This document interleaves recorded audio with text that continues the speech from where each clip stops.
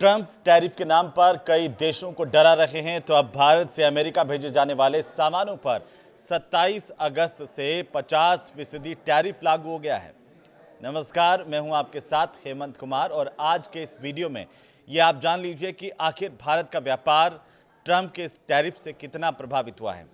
Global trade research initiative यानी कि GTRI की रिपोर्ट के आधार पर ये नया जो टैरिफ है वो भारत के लगभग 5.4 लाख करोड़ के एक्सपोर्ट को प्रभावित कर सकता है, इस तरह का आंकलन है। वहीं 50% टैरिफ से अमेरिका में बिकने वाले जो कपड़े हैं, जेम्स और ज्वेलरी है, फर्नीचर है, सी फूड जैसे भारतीय प्रोडक्ट हैं, वो महंगे हो जाएंगे और इससे इनकी मांग में 70% तक की कमी आ सकती है। जो सामान भारत से अमेरिका जा रहा है वहाँ पर वो महंगा हो जाएगा और इस टैरिफ की वजह से महंगा होने से जो भारत से जाने वाला अमेरिका सामान है उसमें 70% तक की कमी आ सकती है। अब आप देखिए कि चीन, वियतनाम और मेक्सिको जैसे जो कम टैरिफ वाले देश हैं, इन सामानों को वहाँ पर सस्ते दामों पर बेचेंगे और इससे भारतीय कंपनियों की अमेरिकी बाजार में जो हिस्सेदारी है वो कम हो सकती है। और चलिए अब हम आपको बता दें कि आखिरकार सबसे ज़्यादा कौन से ऐसे फील्ड हैं, कौन से व्यापार के क्षेत्र हैं जो सबसे ज़्यादा प्रभावित हो रहे हैं। इसमें सबसे पहला नाम आता है मशीनरी और कल पुर्जे। ऑटोमेटिव पार्ट्स पर सबसे ज़्यादा इससे असर पड़ सकता है। अब इसमें पहले की क्या स्थिति थी, इस टैरिफ से पहले की, और अब टैरिफ लग गया है तो उसके बाद की क्या स्थिति है, ज़रा इसको भी समझना ज़रूरी है। क्योंकि जो ये पार्ट्स हैं, ऑटोमेटिव पार्ट्स हैं, कल पुर्जे हैं, उनमें पहले की स्थिति को अगर देखें तो भारत ने 2024 में 19 बिलियन डॉलर से ज़्यादा यानी कि करीब 1.68 लाख करोड़ रुपए के इंजीनियरिंग गुड्स निर्यात अमेरिका को किए थे, जिसमें स्टील के प्रोडक्ट्स हैं, मशीनरी है, ऑटोमेटिव पार्ट्स भी हैं, इलेक्ट्रिकल मशीनरी भी है और अन्य औद्योगिक उपकरण भी शामिल हैं। अमेरिका यहाँ पर कारों, छोटे ट्रकों और उनके पार्ट्स पर 25% शुल्क लगा रहा था, जबकि जो कमर्शियल वाहन हैं उनके पुर्जों पर यह शुल्क था महज 10% का। अब लग गया टैरिफ 50%। और इस टैरिफ के बाद स्थितियां देखिए आप कि अमेरिका भारतीय ऑटो पार्ट्स के लिए सबसे बड़ा बाजार माना जाता है, जिसमें ऑटो पार्ट्स के कुल निर्यात का लगभग 32% जो हिस्सा अमेरिका को गया 2025 में जो फाइनेंशियल ईयर है उसमें। और टैरिफ की बढ़ोतरी से 7 बिलियन डॉलर लगभग 61,000 करोड़ के सालाना जो ऑटो पार्ट हैं वो उनमें से निर्यात में से 30,000 करोड़ का निर्यात इससे प्रभावित हो सकता है, क्योंकि टैरिफ बढ़ गया है। वहीं इंजीनियरिंग गुड्स जैसे छोटे और मध्यम उद्यम सबसे ज़्यादा इससे प्रभावित होंगे, जो इंजीनियरिंग गुड्स के 40% निर्यात में योगदान देते हैं। तो इससे हज़ारों नौकरियां भी यहाँ पर खतरे में पड़ सकती है। अब आखिरकार भारत सरकार लगातार इसका मुंह तोड़ जवाब देने की बात भी कर रही है, तो भारत इस पर क्या कर सकता है वो भी आप देखिए। क्योंकि जैसे यूरोप है, जर्मनी, यूके और एशियान देश जिसमें सिंगापुर, मलेशिया, इनमें इंजीनियरिंग गुड्स की मांग अब लगातार बढ़ रही है, तो भारत अपना जो मार्केट है वो उधर शिफ्ट कर सकता है। तो भारत इन बाज़ारों में हिस्सेदारी को बढ़ा भी सकता है। ये भारत के लिए विकल्प हैं। अब जो इंजीनियरिंग जो इसके उद्योगों के जानकार है वो मानते हैं कि इंजीनियरिंग गुड्स के लिए PLI स्कीम का विस्तार भी किया जा सकता है और उत्पादन लागत को हम कम कर सकते हैं, ताकि कंपनियां अमेरिकी बाजार में प्रतिस्पर्धा में बनी रहे। ये भारत कर सकता है।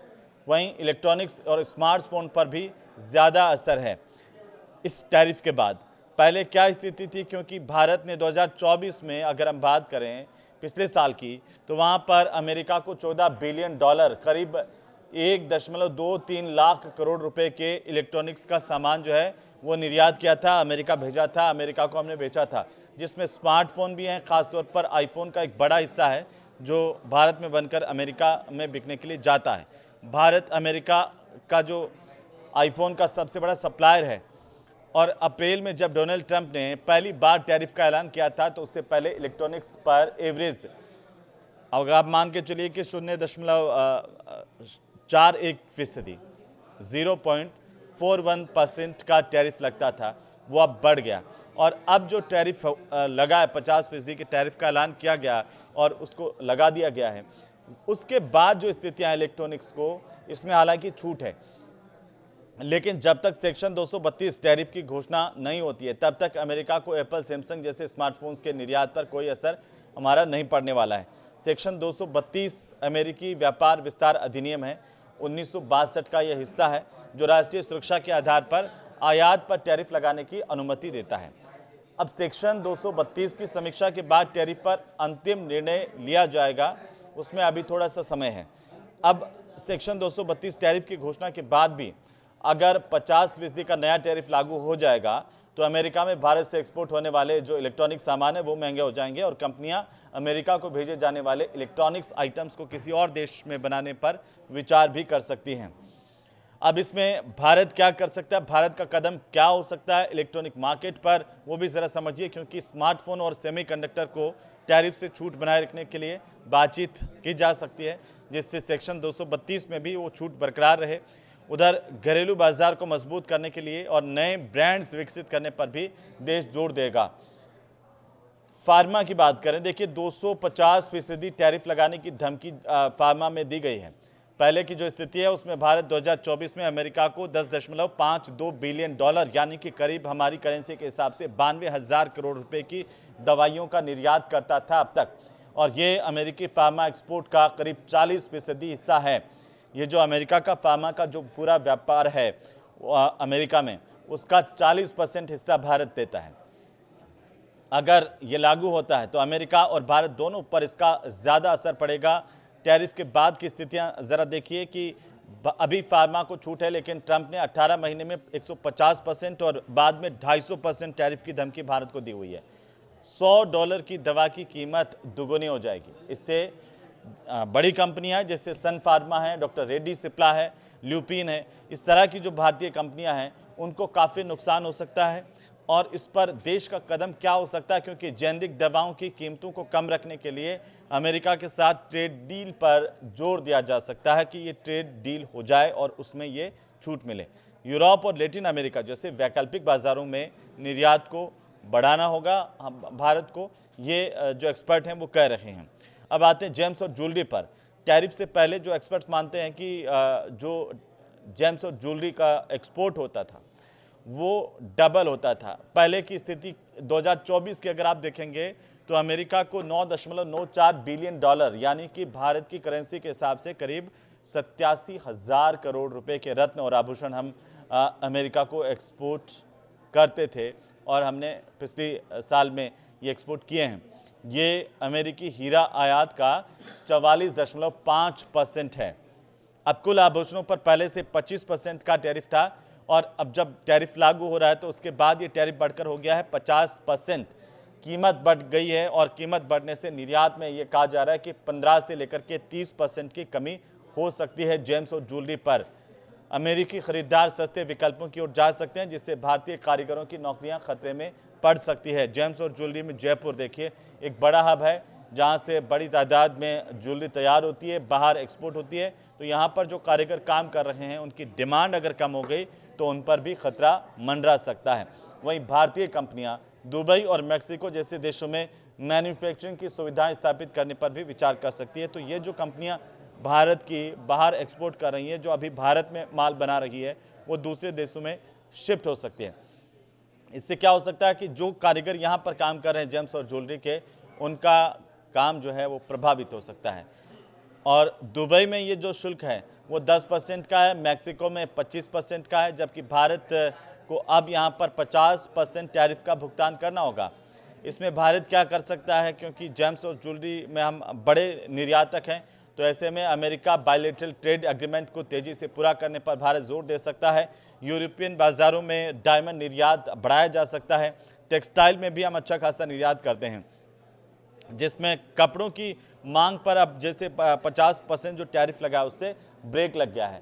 पहले की अगर हम देखें उस पर नज़र डालें 2024 को आप देखेंगे तो यहाँ पर भारत ने अमेरिका को $10 बिलियन के कपड़े भेजे हैं, यानी कि करीब 87,000 करोड़ का टेक्सटाइल एक्सपोर्ट किया है, जिसमें रेडीमेड गारमेंट है, उससे लगा करके कॉटन, यॉन और कारपेट भी शामिल हैं जो हम बाहर भेजते हैं। और इस साल की पहली तिमाही में भारत का कुल निर्यात 10% बढ़ा, $4 बिलियन तक टेक्सटाइल में हो गया था, जिसमें अमेरिका को निर्यात करने में 14% हिस्सा हमारा बढ़ा। टैरिफ के बाद में अब स्थितियां ये हो गई है कि 50% भारतीय कपड़ों की कीमत बढ़ सकती है। अमेरिका में कपड़ों की मांग में 20 से 25% की कमी भी हो सकती है। अब अमेरिका में भारत की तरफ से जो कपड़ा निर्यात का हिस्सा है वो पिछले साल के 33% से बढ़कर जो घट गया है, 33% था पिछले साल, वो घट गया और इस साल हो गया 20 से 25% रह सकता है, ऐसा अनुमान है। इसमें देश की तरफ से कोशिश लगातार जारी है कि भारतीय कपड़ा कंपनियों को यूरोपीय संघ में, जैसे ईयू के साथ साथ यूनाइटेड किंगडम यानी कि यूके और संयुक्त अरब अमीरात यूएई जैसे देश हैं, वहाँ पर बड़े जो निर्यात बाजार हैं उन पर हम ध्यान दे सकते हैं। और जो भारत की अगर हम बात करें, कुल निर्यात हमारा 45% का है। और अब आप देखिए कि भारत के कपड़ा उद्योग से सरकार की अगर हम बात करें तो सरकार से कच्चे कपास पर 11% का आयात शुल्क हटाने का भी सुझाव इसमें दिया गया है। और इस कदम से अमेरिका के साथ व्यापार वार्ता में एक मजबूत सौदेबाजी का मौका भी भारत को मिल सकता है। सी फूड, जिसमें हम काफ़ी निर्यात करते हैं अमेरिका को, जिसमें 24,000 करोड़ का कारोबार जो है वो उस पर अब खतरा मंडरा रहा है इस टैरिफ से। पहले की स्थिति को आप देखेंगे तो सालाना हमारा जो कारोबार सी फूड का अमेरिका के साथ 60,000 करोड़ का है, जिसमें समुद्री खाद्य हम निर्यात करते हैं। भारत का कुल जो सी फूड है वो जितना हम निर्यात करते हैं, एक्सपोर्ट करते हैं, उसमें अमेरिका का जो हिस्सा जाता है वो है 40% का। जितना हम पूरी दुनिया को एक्सपोर्ट करते हैं उसमें सिर्फ अकेले अमेरिका को 40% हमारा सी फूड देते हैं।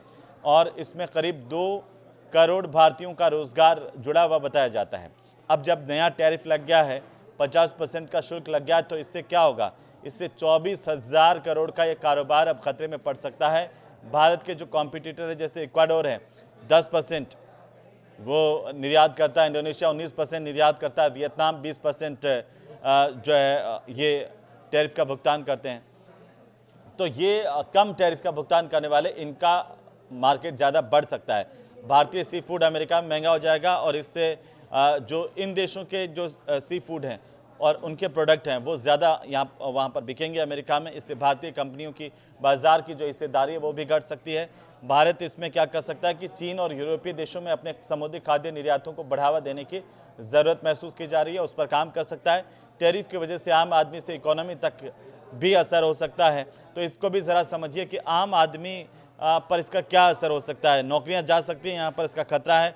और ये CNBC की एक रिपोर्ट है जिसमें भारत से अमेरिका को सबसे ज़्यादा ज्वेलरी, कपड़े, मशीनरी, केमिकल एक्सपोर्ट किए जाते हैं। 50% का ये जो टैरिफ लगा है और उसकी वजह से अमेरिका में चीज़ें ये महंगी हो जाएंगी। यहाँ से अमेरिका से ऑर्डर मिलने भारत को अगर कम हो जाएंगे तो यहाँ पर असर सीधा आम मजदूर पर पड़ेगा, आम वर्कर्स पर भी पड़ेगा। और ऑर्डर कम होने से कंपनियाँ जो है अपना प्रोडक्शन उनको घटाना पड़ेगा, क्योंकि उनको बाहर भेजने के लिए ऑर्डर ही नहीं मिलेंगे तो क्या करेंगे। तो दूसरे मार्केट तो तलाश रहे हैं, लेकिन जब तक दूसरा मार्केट मजबूती पकड़ता है तब तक यहाँ पर क्या होगा, प्रोडक्शन घटेगा तो मजदूरों की कम ज़रूरत होगी, मजदूर जो है वो बेरोजगार हो जाएंगे, छंटनी भी हो सकती है। यानी कि ये जो बड़े बड़े सेक्टर्स हैं जिनमें मैं बता रहा था आपको, यहाँ पर नौकरी जाने का खतरा है। और अब देखिए कि आप अगर देखेंगे कि कौन से सेक्टर में ज़्यादा नौकरियाँ जा सकती है, इसका परिणाम जैसे जैसे सामने आएगा तब वो पता चलेगा। लेकिन हमारी इकोनॉमी पर भी क्या असर पड़ सकता है, ये सवाल आपके मन में आता होगा। तो देखिए, हमारी इकोनॉमी की अगर हम बात करें तो उस पर सरकार की कमाई और GDP से घट सकती है। 50% टैरिफ लगने से अमेरिका को होने वाला निर्यात कम हो जाएगा। सरकार को निर्यात से जो कमाई होती है उसमें जाहिर सी बात है कि कमी आएगी। अब एक्सपर्ट्स ये अनुमान मान करके चल रहे हैं कि भारत की GDP ग्रोथ जो है वो 0.2% से लगा करके 0.6% तक कम हो सकती है। इसके अलावा सरकार को अपनी व्यापार नीति में भी कुछ बदलाव करना पड़ सकता है। अंतर्राष्ट्रीय व्यापार पर अब देखिए कितना असर पड़ेगा कि एक नई निर्यात रणनीति हमें बनानी होगी। अमेरिका पर निर्भरता कम करने के लिए भी हमें यूरोप, रूस या अन्य देशों में अपने व्यापार को बढ़ाना होगा, नए मार्केट को हमें तलाशना होगा। और कुछ मीडिया रिपोर्ट्स ये कहती है कि ट्रंप के टैरिफ लगाने के बाद भारत के वाणिज्य मंत्रालय की तरफ से लगभग 50 देशों के लिए नई निर्यात रणनीति बनाई गई है कि हम कहां कहां निर्यात करेंगे। इसके तहत भारत अब चीन, मिडिल ईस्ट और अफ्रीका के बाजारों पर फोकस कर सकता है। फ्री ट्रेड एग्रीमेंट की कोशिश लगातार जारी है, तो उसका क्या हुआ उस पर भी आपको जान लेना चाहिए कि आइसलैंड और लिंक्टेस्टिन, नार्वे, स्विट्जरलैंड और इसके साथ भारत ट्रेड डील कर चुका है। ये 1 अक्टूबर से लागू हो जाएगी और ब्रिटेन के साथ ये जो डील है ट्रेड की वो अगले साल अप्रैल से लागू हो सकती है। इसके अलावा ओमान, चिली, पेरू, ऑस्ट्रेलिया और न्यूजीलैंड, इनके साथ साथ यूरोपीय संघ से भी हमारी बातचीत चल रही है। अब इंडस्ट्री बेस्ड मार्केट की तलाश की जा रही है और जाहिर सी बात है कि सरकार हाथ पर हाथ रखे नहीं बैठी हुई है। इसे लेकर के न केवल रणनीति बनाई जा रही है बल्कि भारत सरकार की तरफ से ये साफ कर दिया गया है कि वो मुंहतोड़ जवाब इसका देंगे। और अभी फिलहाल जो बयान रसिया से आ रहा है कि रसिया में जो हमारे राजदूत हैं भारत के, उनकी तरफ से ये कहा गया है कि हम रसिया से तेल लेना जारी रखेंगे, कोई असर उस पर पड़ने वाला नहीं है, चाहे अमेरिका कितना ही टैरिफ क्यों ना लगा ले। तो बहरहाल जैसे जैसे समय बीतेगा उसके बाद और नए आंकड़े आते जाएंगे कि आखिर इसका असर किस सेक्टर में कितना पड़ रहा है, भारत की जीडीपी पर कितना पड़ रहा है या हमारे मजदूर इससे कितने प्रभावित हो रहे हैं। ये कुछ और समय बाद भी नए डेटा आएंगे तो हम आपको इसमें भी लगातार बताते रहेंगे। लेकिन फिलहाल इसे लेकर आप क्या सोचते हैं, आप अपने कमेंट ज़रूर कीजिए। नमस्कार।